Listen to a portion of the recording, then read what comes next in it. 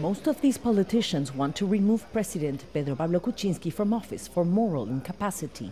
87 voted in favor, 15 against, and 15 abstained in a motion that paves the way for an impeachment debate next Thursday. It's been less than 4 months since Kuczynski narrowly survived the last move to oust him. Now that a decision has been made to admit for debate a vacancy motion that has no adequate basis, that reiterates facts that have already been evaluated in a prior vacancy, the only thing that remains to do is invoke the seriousness of Parliament. To avoid impeachment last December, Kuczynski made a political pact with Congressman Kenji Fujimori in exchange for votes.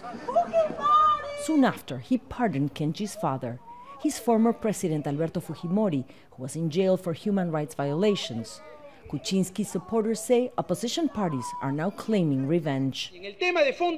The truth is that we are going to debate a new vacancy because there are political groups that do not agree with the pardon that President Kuczynski gave to Mr. Alberto Fujimori. But opposition members of Congress say this is not a witch hunt. No, señor. No, sir, we are very clear. This has nothing to do with Fujimori's pardon. This permanently incapable plea means we can't defend those who've incurred in corruption. The president has strongly denied any wrongdoing.